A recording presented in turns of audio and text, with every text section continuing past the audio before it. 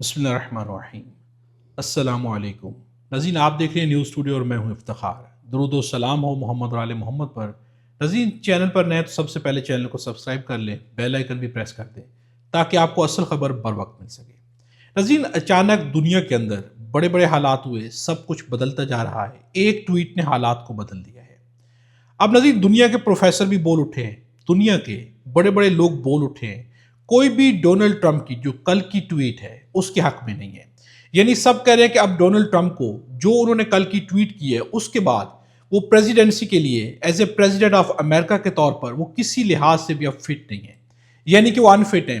اب ناظرین، Donald Trump کے سر کے اوپر ایک قانونی تلوار ہے جو کہ لٹک رہی ہے، جس کی بنیاد کے اوپر انہیں صدارت سے ہٹایا جا سکتا ہے۔ وہ ہے 25th امینڈمنٹ۔ امریکہ کے اندر جو 25ویں ترمیم ہے، امریکی آئین کی 25ویں ترمیم، نائب صدر اور کابینہ کی اکثریت کو یہ اختیار دیتی ہے کہ وہ صدر کو اپنے عہدے کی ذمہ داریاں ادا کرنے کے قابل نہ ہونے کا اعلان کر سکے، یعنی ڈونلڈ ٹرمپ کو انفٹ قرار دے کے عہدے سے ہٹایا جا سکتا ہے۔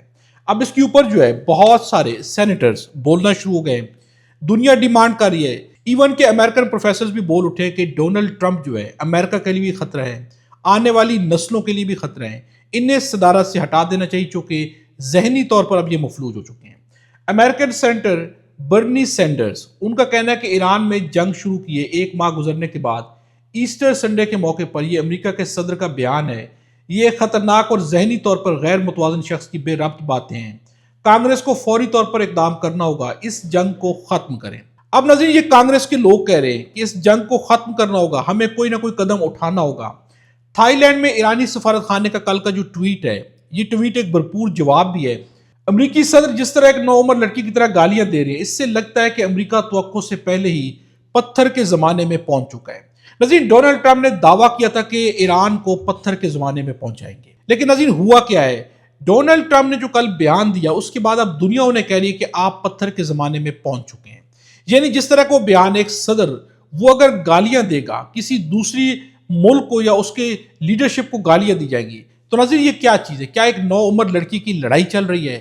کیا دنیا کی سپر پاور اپنے آپ کو کہنے والے ان کے پریزیڈنٹ کی زبان ایسی ہو سکتی ہے؟ اس کے اوپر اب دنیا کے پروفیسر بھی بول اٹھے ہیں، دنیا کے بہت سارے لوگ اس پر باتیں کر رہے ہیں۔ رولا جبریل کا کہنا ہے، جو کہ خود میامی کے اندر ایک پروفیسر ہے، ان کا کیا کہنا ہے؟ ان کا کہنا ہے نوبل امن انعام یافتہ اور سابق ڈائریکٹر جنرل محمد نے عالمی برادری سے اپیل کی ہے کہ صدر ڈونلڈ ٹرمپ کو روکا جائے، براہ کرم اپنی پوری طاقت استعمال کرے اس سے پہلے کہ یہ شخص پورے خطے کو آگ کی لپیٹ میں لے لے۔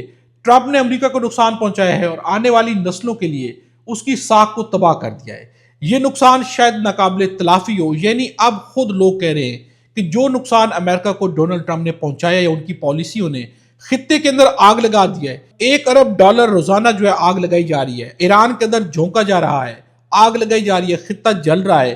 اب ڈونلڈ ٹرمپ کی فرسٹریشن یہاں پہ پہنچ چکی ہے کہ جب انہوں نے طاقت کا بھرپور مظاہرہ کیا، طاقت کا بھرپور مظاہرہ کر کے دیکھ لیا، ایران کو تباہ و برباد کرنے کی ہر کوشش کر کے دیکھ لی، اس کے باوجود بھی کنٹرول ایران کا ہے، طاقت ایران کی ہے، تو ڈونلڈ ٹرمپ اس قدر زیادہ فرسٹریٹڈ ہیں کہ اب وہ گالیاں نکالنے پر آ گئے۔ ناظرین، اس سے بڑھ کے فرسٹریشن کا لیول نہیں ہو سکتا کہ ایک پریزیڈنٹ گالیاں نکالنے پہ آ جائے۔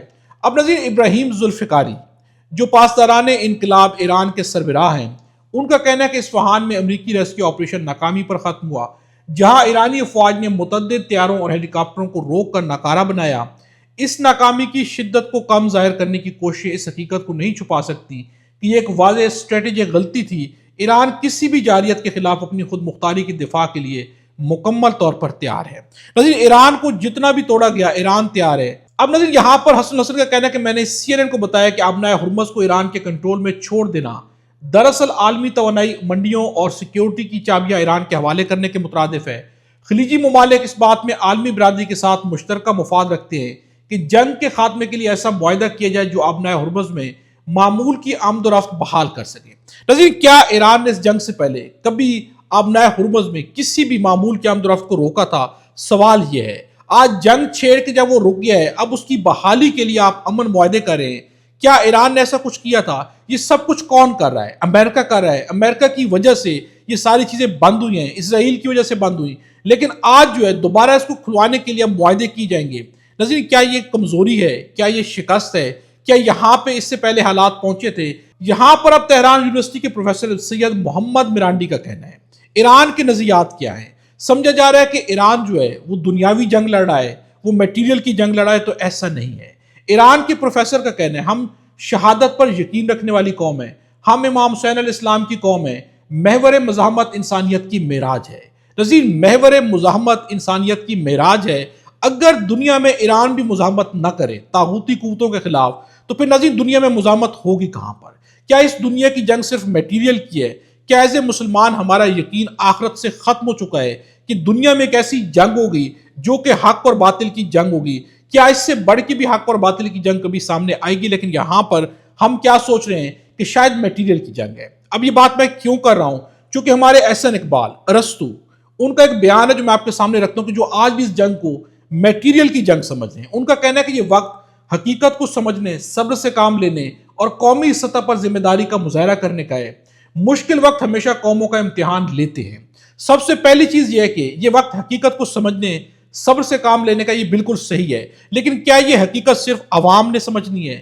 حکومت نے نہیں سمجھنی کہ ان کی غلط پالیسیز نے, غلط فیصلوں نے جو ان سے ہو گئے ان کو بھی سیکھنا چاہیے. انہوں نے جن جن کا ساتھ دیا یہاں پر سمجھنا چاہیے وہ ساتھ صحیح تھا یا غلط تھا.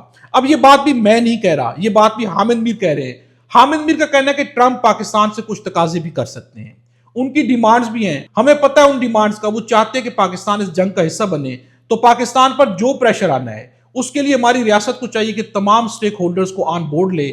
ہمیں تیار رہنا چاہیے کہ وہ ٹرمپ جو ہماری تعریفوں کی برمار کر دیتا ہے, ہمارے بارے میں بھی اس کی زبان بدل سکتی ہے.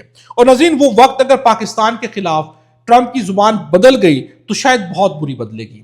اب یہاں پر حامد میر کا یہ بھی کہنا ہے, پچھلے 3-4 گھنٹے سے امریکی میڈیا پر کچھ رپورٹس آ رہی ہیں جو یہ کہہ رہی ہیں کہ ٹرمپ ان کی سیکیورٹی ایجنسیز اور ان کی انٹیلیجنس چیف کی بہت بڑی ناکامی ہے کہ ایران کے پاس نارتھ کوریا کے ذریعے ایک ایسے میزائل آ گئے جو کہ امریکہ تک مار کر سکتے ہیں. یعنی کہ اب ایران کے پاس وہ میزائل ہیں جو ایران سے مار کر سکتے ہیں امریکہ تک. اگر یہ بات درست ہے تو لڑائی صرف آبنائے ہرمز تک نہیں رہے گی, یہ لڑائی پھیلے گی اور تیسری عالمی جنگ میں بھی تبدیل ہو سکتی ہے. نظیر, ایران کی طاقت میں کمی نہیں آئی بلکہ ایران کی طاقت میں اضافہ ہو رہا ہے. اب یہاں پر امریکہ کو, امریکہ کے اتحادیوں کو, بہت سارے ایسے لوگ جو کہ امریکہ کی خوشنودی چاہتے ہیں, انہیں سوچنا چاہیے, سمجھنا چاہیے, اپنی آنکھیں کھلی رکھنی چاہیے. اس وقت جو جنگ چل رہی ہے حق اور باطل کی جنگ ضرور ہے, یہاں پر کم از کم مسلمانوں کو اپنا حق ادا ضرور کرنا چاہیے.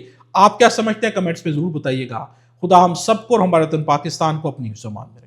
If your children are watching, be warned, the president did not use polite language. Quote, Tuesday will be Power Plant Day and Bridge Day, all wrapped up in one in Iran. There will be nothing like it. Open the fucking strait, you crazy bastards, or you'll be living in hell. Just watch. We should note that destroying civilian power infrastructure is generally considered to constitute a war crime under international law, though